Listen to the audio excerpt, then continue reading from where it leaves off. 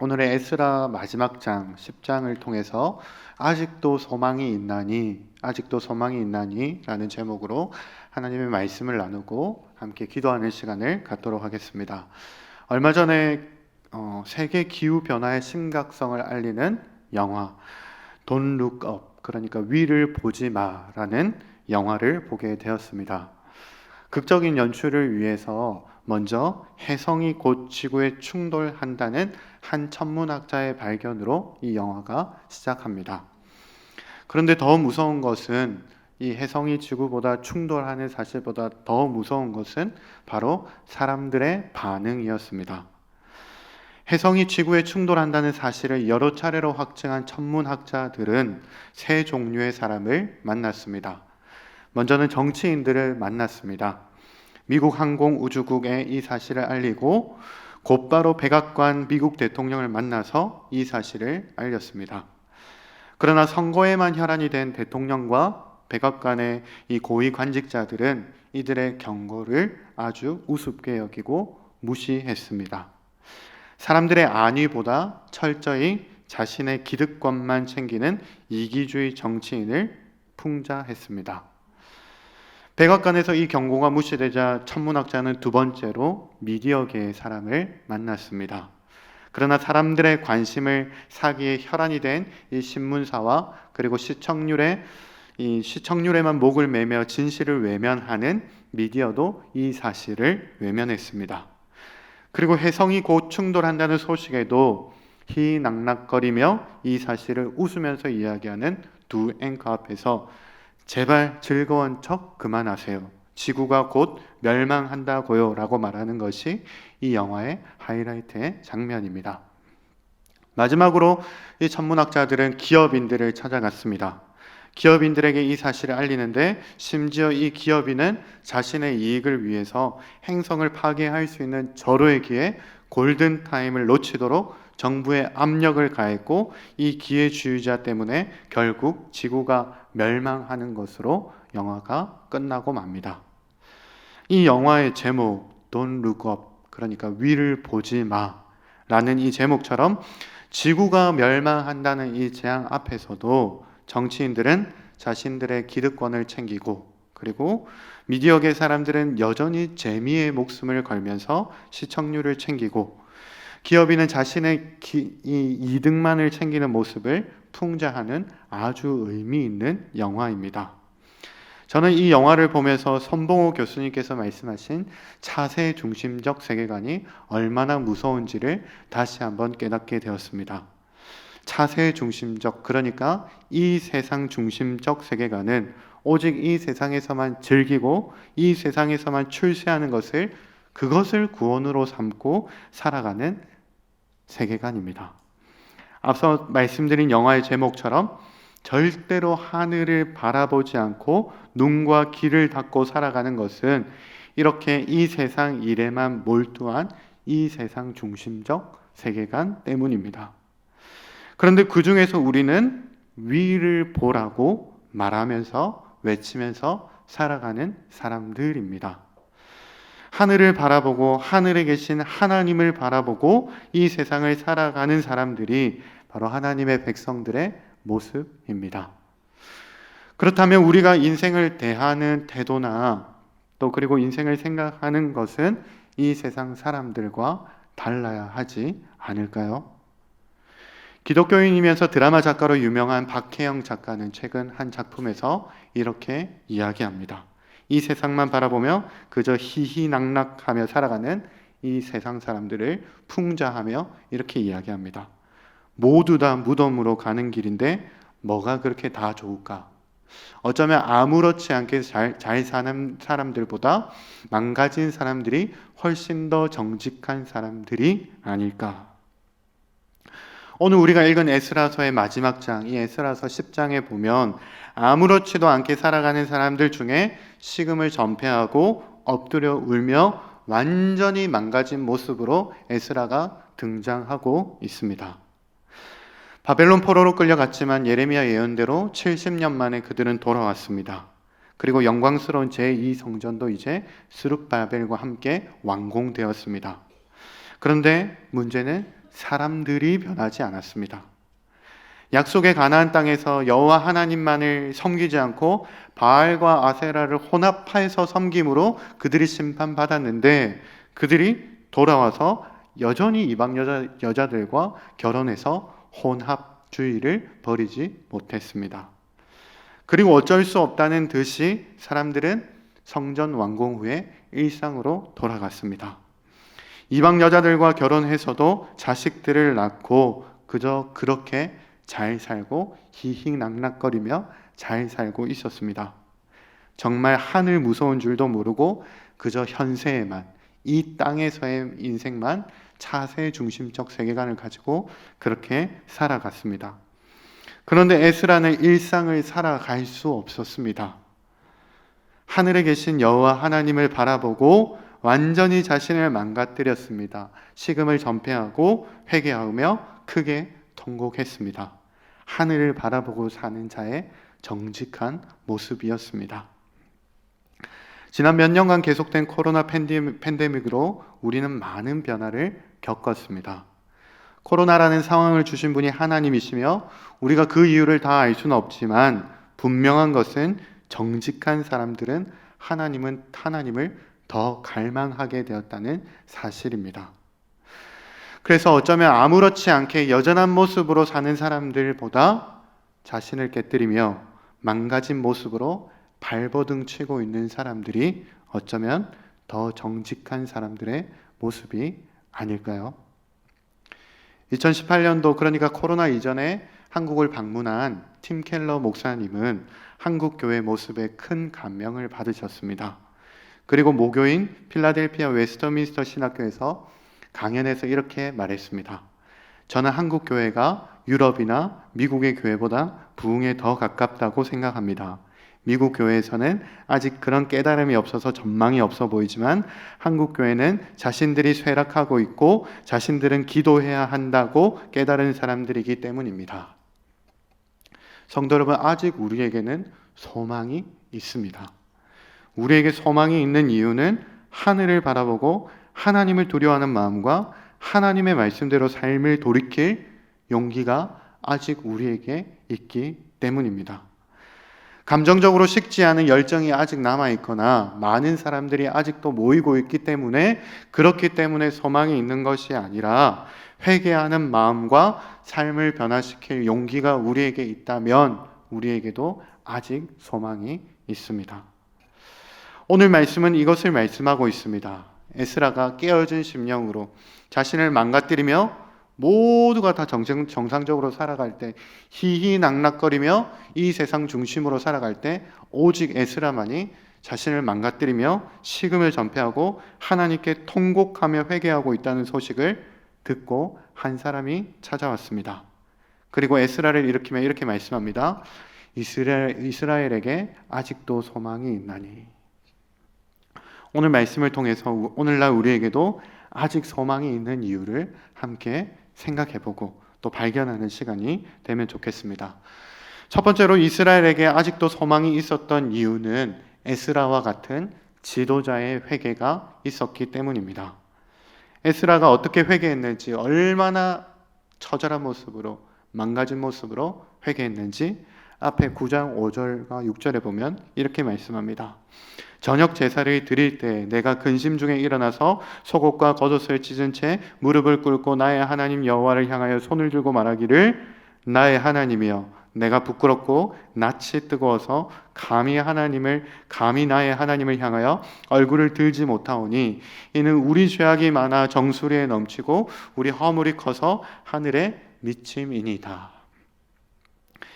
에스라는 이스라엘 백성들이 또 이방 여자들과 결혼했다라는 이 소식을 듣고 기가 막혀 주저앉았습니다. 그리고 자신의 옷을 찢으며 자신의 머리털과 수염을 뜯으면서 이렇게 하나님께 소리 높여 기도했습니다. 부끄럽고 낯이 뜨거워서 고개도 들지 못한 채 하나님께 부르짖었습니다. 그런데 이 지도자가 얼마나 정직한 지도자인지, 이 죄악이 그들의 죄악, 이들의 죄악을 보옵소서, 이들의 죄악이라고 이야기하지 않고 자신을 포함한 우리들의 죄악이라고 고백하기 시작합니다. 이후에 모든 회개의 기도에 주어의 자신을 포함한 모두 우리의 죄악이고 우리가 이렇게 범죄하였다라고 고백하고 있습니다. 정직한 지도자의 모습입니다. 얼마 전 새벽 기도의 시간에 제가 정의 중독이라는 책을 소개해드린 적이 있습니다. 말 그대로 정의에 중독되어져서 분열을 조장하는 현대 사람들의 특징을 말하고 있는 책입니다. 정의 중독이라는 말은 내가 가진 정의가 절대적인 정의라고 굳게 믿고 다른 이들을 비난하면서 비난할 때만큼은 내가 정의로운 사람이라는 이런 일종의 카타르시스를 느끼는 현상을 말하는 것입니다. 이렇게 한번 정의에 중독된 사람들은 자신의 의견에 비슷한 사람들끼리 모여서 무리를 이루기 시작하는데요. 그 속에서 안정감을 느끼고 안식을 느끼고 다른 사람을 비난할 때 주어지는 그 카타르시스를 또 느끼기 위해서 심지어 나와 관계없는 사회적 이슈들을 찾아서 댓글을 달고 댓글에 댓글을 또 달고 하는 모습을 풍자하고 있는 책입니다. 이렇게 현대인들은 무책임한 정의에 중독되어서 다른 사람과 사회를 쉽게 비난합니다. 그러나 이런 사람들 중에서 하나님께 부름받은 지도자는 에스라처럼 자신이 속한 공동체와 나라의 죄를 보고 무한한 책임을 느끼고 이렇게 주저앉아 그들의 죄악이 아니라 우리의 죄악을 용서하옵소서라고 기도하는 모습입니다. 고 옥하는 목사님께서는 아픈 몸을 이끄시고 2007년 평양 대부흥 100주년 기념 예배에서 이렇게 기도했습니다. 여러분들도 한 번쯤 들어보셨을 것입니다. 거룩하신 주여, 이놈이 죄인입니다. 이놈이 한국교회 입만 살았다고 떠들고 행위가 죽어버린 한국교회를 만든 장본인입니다. 겉모양은 요란하지만 내면은 죄악이 쌓여있는 이 한국교회를 불쌍히 여겨 주시옵소서. 이 설교를 준비하면서 저도 너무 괴로운 마음에 저도 오늘 오후 시간에 설교를 쓰다 멈추고 이 자리에 와서 괴로운 마음을 붙들고 기도했습니다. 이런 설교를 할 자격도 없는 제가 감히 이 자리에서 지도자가 먼저 회개해야 합니다 라고 말하는 것은 얼마나 괴로운 일인지 모르겠습니다. 그러나 여전히 소망이 있는 것은 우리가 아직 회개할 기회가 남아있기 때문입니다. 아직 우리가 회개할 시간이 있기 때문입니다. 여러분들 먼저 지도자들이 이렇게 회개할 수 있도록 기도해 주시기를 부탁드립니다. 두 번째, 이스라엘에게 아직 소망이 있었던 이유는 이렇게 통곡하는 지도자를 따르는 사람들이 있었기 때문입니다. 당시 민족의 지도자였던 에스라가 주저앉아 식음을 전폐하고 하나님께 통곡하고 있다는 소식을 듣고 한 사람이 찾아왔습니다. 그 사람은 엘람 자손 중에 여히엘의 아들 스가냐이었습니다. 스가냐는 뒤에 26절에 의하면 자신도 이방 여인과 결혼한 죄를 범했고 자신의 가문에는 이방 여인과 결혼한 사람이 6명이나 된 죄악의 가문이었습니다. 에스라의 통곡 소식에 스가랴는 가장 먼저 마음의 찔림을 받았습니다. 그리고 에스라를 찾아가서 이렇게 이야기합니다. 2절부터 4절까지 이렇게 말합니다. 엘람 자손 중 여히엘의 아들 스가냐가 에스라에게 이르되 우리가 우리 하나님께 범죄하여 이 땅 이방 여자를 맞이하여 아내로 삼았으나 이스라엘에게 아직도 소망이 있나니 곧 내 주의 교훈을 따르며 우리 하나님의 명령을 떨며 준행하는 자의 가르침을 따라 이 모든 아내와 그들의 소생을 다 내보내기로 우리 하나님과 언약을 세우고 율법대로 행할 것이라. 이는 당신이 주장할 일이니 일어나소서 우리가 도우리니 힘써 행하소서. 아직 우리에게 소망이 있으니 이제 자리에서 일어나라는 것입니다. 우리가 힘써 도울 것이니 다시 용기를 가지시고 개혁을 단행하는데 앞장서 달라고 그렇게 요청하고 있습니다. 오늘날 지도자들은 그 어느 시대보다 높은 도덕성과 높은 인성을 요구받고 있습니다. 가끔 청문회나 또 앞장선 앞에 등장하는 연예인들이 이유 없는 모욕을 당하거나 또 마녀 사냥을 당하는 것을 보면 극률한 마음이 들기도 하지만 그만큼 이제 앞선 사람들에게 높은 도덕성과 높은 인성이 중요하다는 것을 우리가 깨닫게 되었습니다. 그런데 사실 더 중요한 것은 리더를 따르는 사람들입니다. 리더십 강의에서 이런 강의가 있습니다.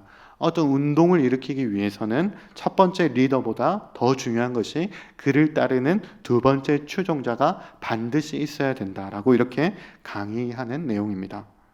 그래서 부흥과 같은 이런 운동이 일어나려면 누군가 옳은 일을 위해서 홀로 외로이 달려갈 때 용기를 가지고 그 사람을 따라갈 사람들이 반드시 필요합니다.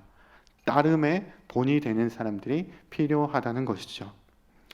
그동안 에스라는 혼자서 종교개혁을 단행하는 무거운 짐을 짊어지고 있었습니다. 그래서 그 짐이 너무나도 무거워서 주저앉고 말았습니다. 그때 하나님은 그를 따르는 사람을 붙여주셨습니다. 이것은 단순히 에스라가 훌륭하기 때문에 에스라라는 한 사람에게 매료되어져서 그렇게 사람에게 충성하는 것이 아니었습니다. 3절 말씀에 보면 하나님의 명령을 떨며 준행하는 자의 가르침을 따라. 앞선 리더가 말씀을 두려워하면서 리더가 말씀에 두려워 떨며 따르고 있기 때문에 그 말씀에 사로잡혀 있는 사람을 따르는 것이지 에스라라는 사람에게 따르는 것이 아니었습니다. 이렇게 리더와 따르는 사람들이 오직 여호와의 명령을 두려워하는 마음이 있었기 때문에 그들에게 여전히 소망이 있었습니다. 그래서 우리는 오늘 이 시간 이렇게 말씀드릴 수 있습니다. 위험하지만 정직하게 이렇게 말씀드릴 수 있습니다. 지도자 한 사람 바뀐다고 해서 세상에 소망이 생기고 소망이 사라지는 것이 아닙니다.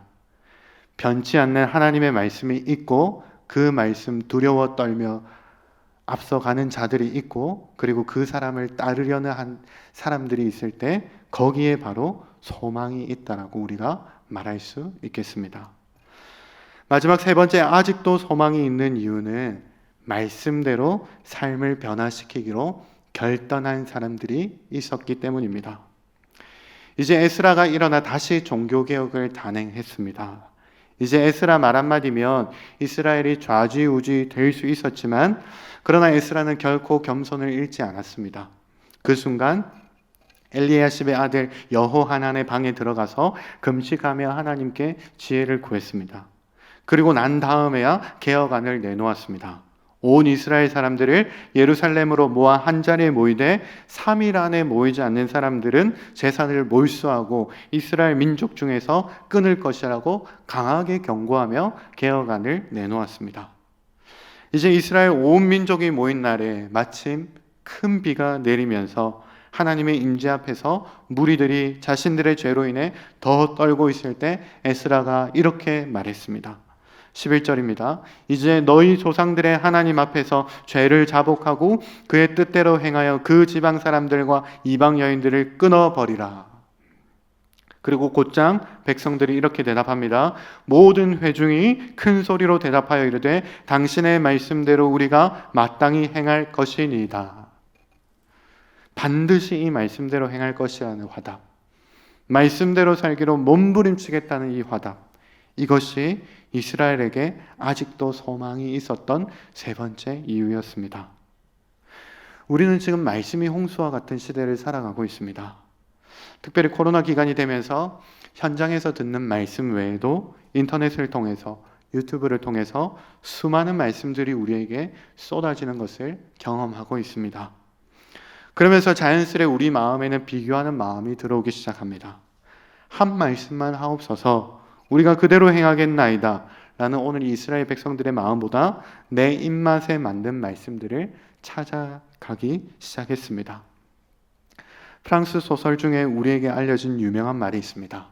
생각대로 살지 않으면 사는 대로 생각한다 라는 말입니다. 이 말처럼 마찬가지입니다. 말씀대로 살지 않으면 사는 대로 말씀을 읽게 됩니다. 고정된 내 생각대로 들려주는 말씀만 찾고 내가 살고 싶은 대로 말해주는 설교자를 찾게 됩니다. 어두운 시대의 모습입니다. 좋은 설교가 많이 들려지기 때문에 소망이 있는 것이 아닙니다. 한 말씀만 하옵소서 듣고 그대로 준행하겠나이다 라며 말씀대로 살기로 몸부림치는 것이 있는 것, 이것이 희망의 소망의 전주곡입니다. 말씀을 맺기 원합니다. 설교 초반에 영화를 소개해드렸습니다. Don't look up, 위를 보지 마 라는 이 영화의 결말을 보면 놀랍게도 기독교적인 결말을 맺고 있습니다. 종말을 앞두고 주인공과 주요 인물들이 모여서, 그러니까 Don't look up이 아니라 look up, 하늘을 보았던 그 주요 인물들이 모여서 마지막 만찬을 가지면서 이렇게 기도합니다. 하늘에 계신 아버지여, 오만한 저희가 은총을 구합니다. 의심 많은 저희를 용서하여 주소서. 또한 주여, 이 어두운 시기를 사랑으로 위로하시고 무엇이 닥쳐오든 담대하게 받아들이게 하소서. 세상이 멸망할 때까지 절대로 하늘을 쳐다보지 않는 Don't look up, 하늘을 보지 않는 사람들은 종말을 앞두고도 죽을 때까지 즐기기에 여념이 없었습니다.